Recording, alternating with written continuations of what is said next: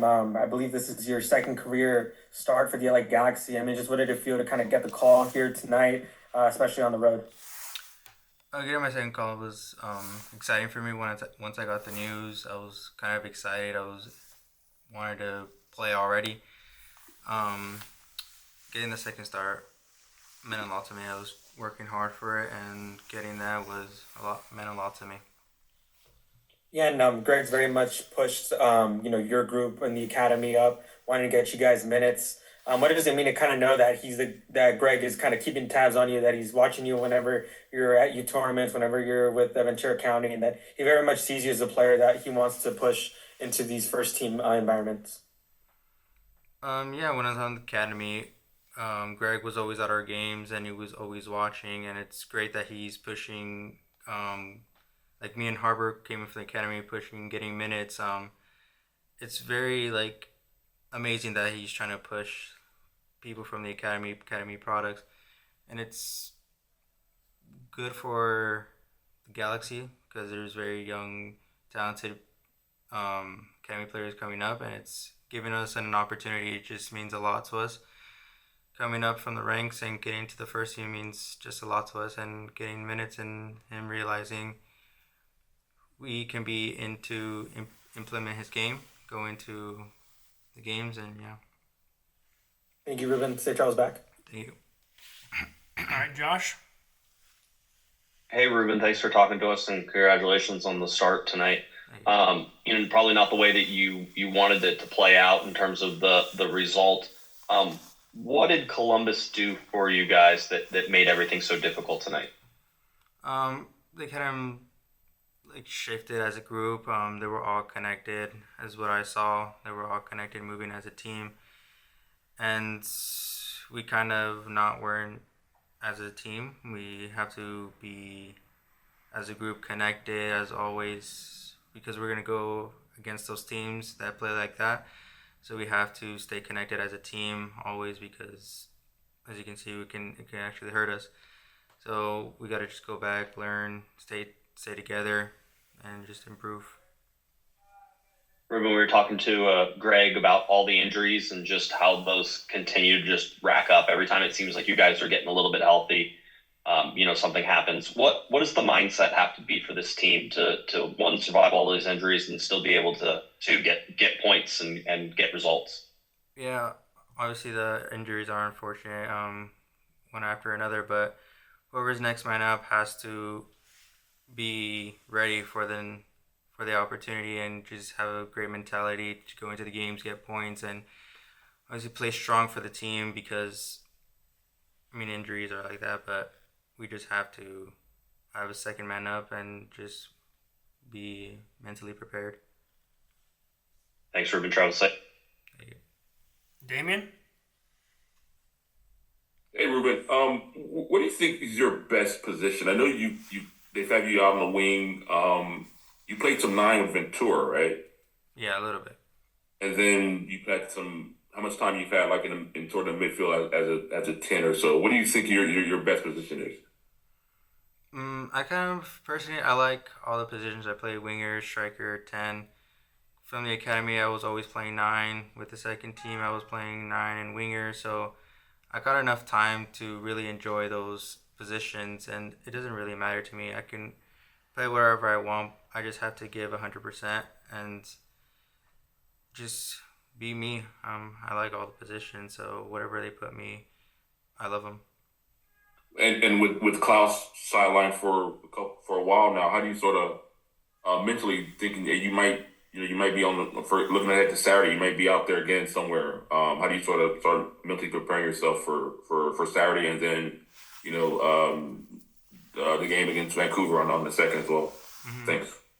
Um, well, me thinking I might be up there again, I just have to be ready. All I can do is just be ready and get focused for the next game. I didn't have a great game today, but I'll put that on responsibility on me. I just want to improve. I'm a young guy, so I just want to improve, learn, and just get out there and do my best, absolute best. All right, Sophie. Hi there. This was a landmark game for you, but also it's a game where the team lost. How do you balance the two? Kind of obviously being happy that you got to play, but then not the result wasn't ideal. Yeah, I'm excited I played, but the result, obviously not too exciting. But all we can do is just forget about this. Honestly, just focus on the next one, improve as a team, stay connected as a team, have confidence in each other, stay connected is all we can do, and just look forward into the next game. There's always ways to improve, and we're gonna try to find those ways to improve and keep going after the next games coming up. And one last one from me. Being young and kind of just getting your career started out, there's obviously a couple of really seasoned players and a superstar like Michael Royce in the team. But who do you look to for advice? Who's your go-to guy? I really enjoy talking with Marco and Klaus and Gabi, all those guys. They're all great teammates to me. They always give me information. I always look up to them. Klaus, he just joined it. We have a great relationship. He helps me a lot. Same with Gabi. He helps me a lot too.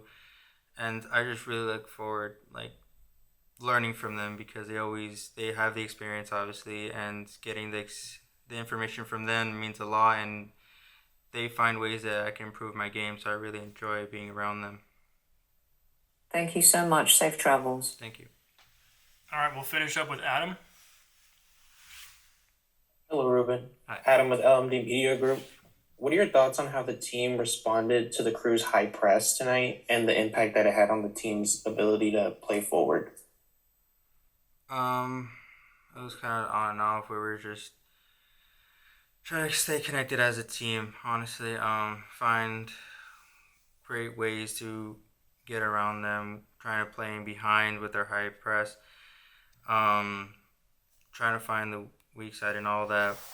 We were just trying to find ways, and towards the end, we were trying to push, and eventually we got behind them and got a goal, and we were just trying to find ways, but it was kind of too late. All right, everybody, we're going to get started with head coach Greg Vanney. Josh, why don't you start us off? Hey, Greg, thanks for talking to us. Appreciate it. For 80 minutes of that game, it seemed like it was a pretty underwhelming game for you guys. Can you talk about maybe some of the troubles that you guys had just in terms of trying to keep possession, maybe some of the passing issues, and how difficult maybe it was to play through the midfield? Yeah, I think it was simple. They were moving faster around the field than we were. They were moving in numbers, staying connected, closing things up. So there always felt like there was density. Whenever we were trying to get into the midfield, I feel like I don't feel like I was watching the game. That just we need to show up for each other a little quicker. We need to be there. Especially, we have to match the intensity and speed of the pressing team. And today, I felt like we were behind it. We were reactive instead of anticipating and moving at the same speed, showing each other. And then in times when we did break it, we would just miss a pass. Or if we had opportunity to break it, we would miss a pass. We obviously, without, when Joe comes in, it just changes the speed of our attack. And now we have a threat in many different layers that we just didn't have in the first part of the game. And I felt like they were just also just releasing press out on us. And we were having a hard time establishing possession. It was almost like the second we gave up the goal, we all of a sudden could start passing the ball a little bit more. Not that we advanced a ton of attacks and were super dangerous, but we finally were able to connect with each other a bit. But I just felt like they were, as a unit, they moved around the field better than we did. And whenever you do that, you're going to be outnumbered in a lot of different plays and a lot of different parts of the field. And that was kind of my message. There's times when we're walking and we need to be jogging, times when we're jogging and we need to be sprinting, and we need to increase our intensity level and speed, especially in a game when a team is as aggressive to press like that. We have to be able to move faster, anticipate more, be cleaner under pressure in certain situations. And then defensively, what happens when you can't put together balls, you end up just chasing a lot defensively, and you end up in passive states when you're losing the ball between your lines and you're not able to control the game at all, especially in the attacking part of the field. So I thought we expended a lot of energy on the defending side through especially parts of the first half. So again, between those two things, just the proximity and how close we were together to be able to play fast, the speed at which we were moving, and then the fact that when we did break it early on, we just didn't have enough. I don't think we had enough of threat for them to be too worried at times, to be mindful of how many guys they were sending to press us. And then on your setup for tonight, just with a bunch of changes, it feels like maybe there's a lot of decisions you're making just with guys who are available. But do you feel like you set up the team correct tonight to get a result? Well, I would say, when we're playing with a false nine, and that, it's not like we have a lot of nine options. We played with a false nine. It's either him or Ruben. We have to be mindful of Joe. Joe hasn't played a lot of games. It's 3 in a week. We're finished with a home game. He was never gonna go more than the 30, 35 minutes that we could get him out there. So not having Joe as a nine meant that we only have a couple real options, I think. So then is how do you try to create overloads? How do you get guys around and working off of Marco?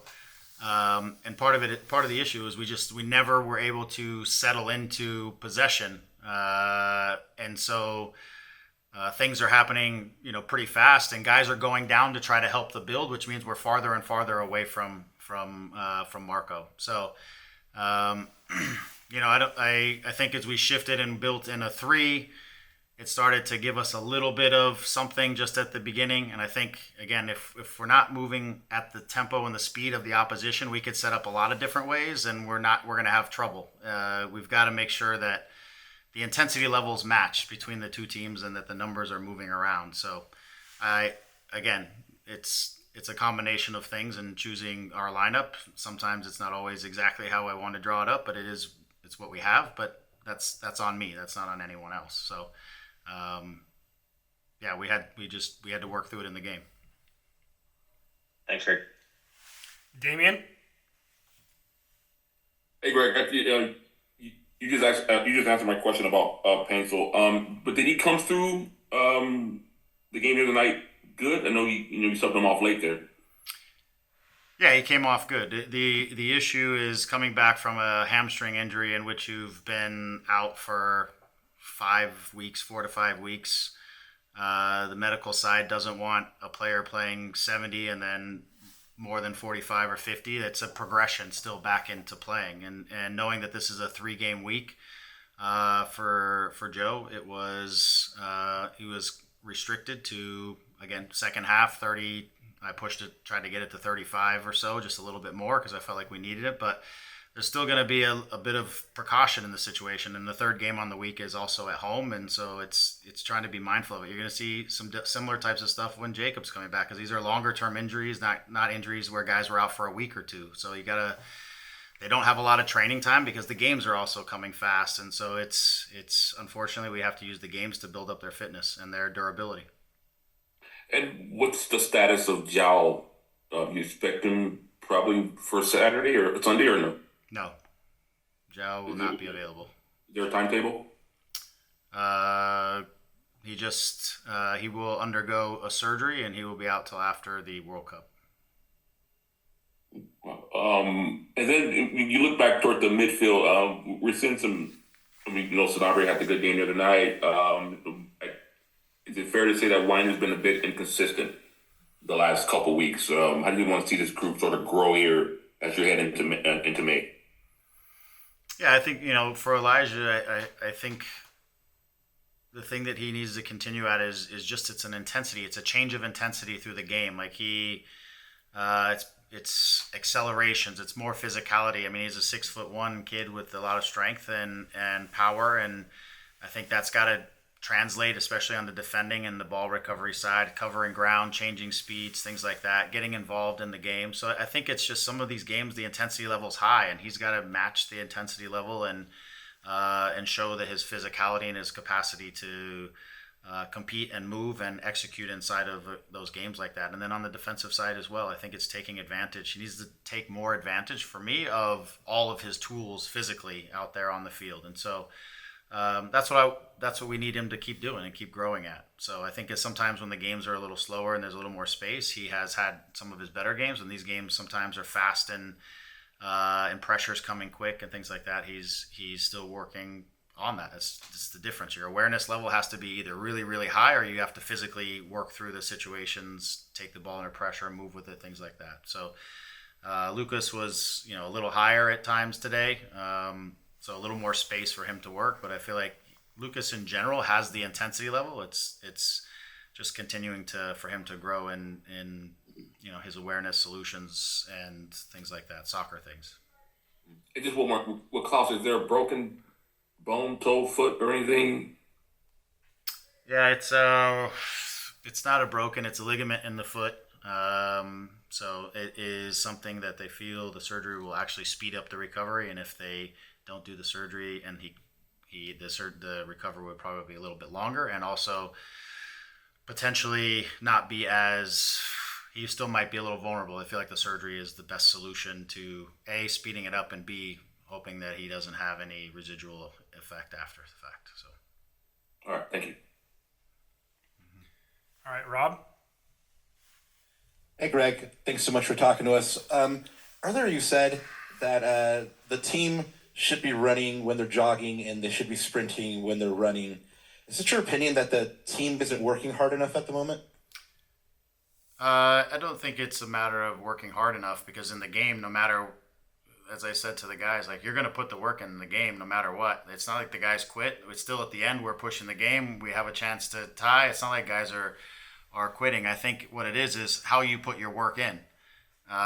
You can put your work in grinding and trying to defend, or we can put our work in moving around the field more connected, being closer to each other, moving the ball off of each other, defending more as a group. I just think there's times when guys away from the ball are just kind of sitting in positions and not like moving with the group and staying connected and keeping everything, the distances together. And I think there's guys, on both sides of that. And when we're stepping out, we need to step out together and keep our distances together. So I just feel like some of the continuity there just needs to be a little tighter and a little sharper.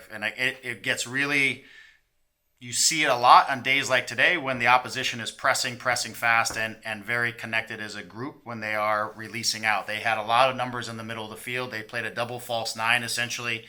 So they were really overloading the middle of the park. And if you get a little bit spread apart, they're so close together that they're able to find solutions consistently. And so it's games like this when it really gets exposed if you're a step behind or if you're just a few yards disconnected.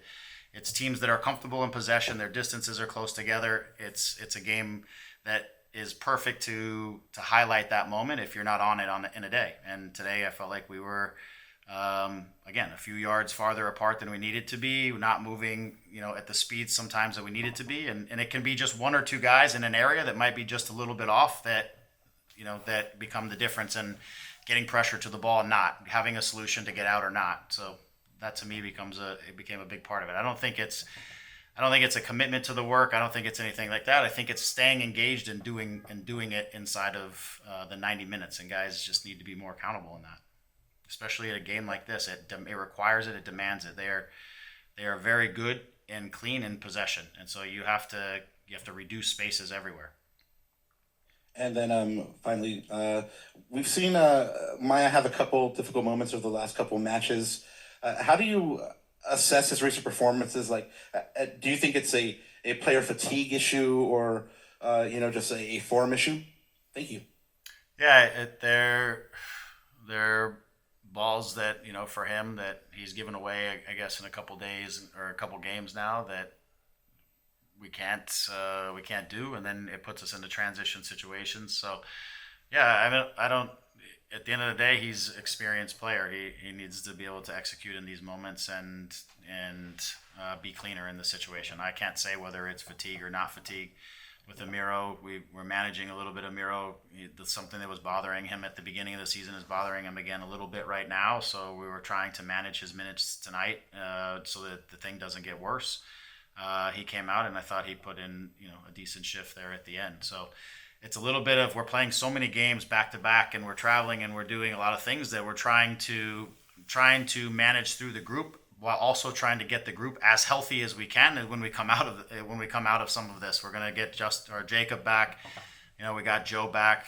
We lose Klaus. So we're trying to not lose more guys if we can. So guys who are a little bit banged up, we're trying to manage in these away games and hopefully have everybody together for the weekend. All right, Alex.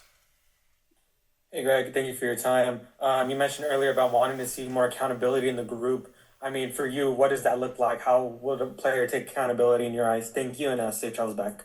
Yeah, thanks. I just think it's inside the game. It's guys staying more connected to the game, and inside of situations, anticipating more, being involved a little bit more, right? Not allowing the game to kind of happen, but to be actively a part of the game, which is in concentration and in anticipation and in work rate, things like that. And I feel like again, this game was moving around fast with lots of numbers, and I think it exposed some moments where guys were disconnected in that situation. And so guys individually have to also be more accountable to winning duels. Like we lost a lot of individual duels through the course of the game, and we've got to be better in those types of situations. So I mean, again, accountability can come from me to them and taking guys off the field, or guys can own the accountability and move. We're going to find out what that looks like as we keep going, but I want them to take accountability in the moments and recognize it, and we'll show them on the video and everything else, because that's everything we're doing right now is essentially through video. So we'll show them the moments and the expectations and why a game like this is high demands for things like that. All right, guys, we'll finish up with Sophie. Hi, Greg. Thanks for your time. At the beginning of the season, I remember we spoke about Jal's pressing and intensity and how he's really going to be the guy who sets the tone and the example. When you were watching this game, it felt like that was something that was missing. Have you had time to digest what losing him kind of looks like for you? Well, I mean, it changes us considerably. Obviously, we just, in terms of having a guy you can play into with size, who can hold up the ball, having a 9 who is, a guy who can, and like you said, lead the press, defensively aware. It changes the role of Marco. It changes the role of a guys. If I use Joe as the 9, it could change the role of Joe. So it's not just how losing him impacts like just that position in general. It's also how the knock on that it's going to have. So we've got to find the solution. We did it. We had to find moments like this last year. Unfortunately, both of our 9s are out of the equation right now. So we're going to have to adapt into the situation and get it done. It's the way it is. But you lose kind of that profile, that 9 up there who gives you a couple things both with the ball and without the ball. And we just have to adapt and deal with it. And just one quick one. Is there some encouragement, though, to take from, the road trip, the points accumulated? Are you kind of happy with, obviously you're not happy with the loss, but kind of where you're at? Well, we wanted more points out of this road trip. I mean, 2 would have been the floor for us, and ideally, taking 2 draws. We were, to take something more out of tonight would have been great. So it is what it is. I think our focus and attention now has to go home. Again, on these road trips, you manage along as things happen. Unfortunately, we lose Zhao, and we're trying to manage Joe. And we're trying to do things. So when you're in the heat of games, you got to keep adapting and growing through these different games. So we would certainly have wanted to take more points out of this. I think some of our road form and ability to grab points in some of the games previously has been decent, but we've got to go home and we've got to make home. We've got to take points at home, and then the road points that we take and the wins and stuff that we can get on the road can be somewhat bonus. But we've got to make home a place that we're taking points on a consistent basis, and that makes this weekend really, really important. Thanks, Greg. Yep. All right, thank you guys very much.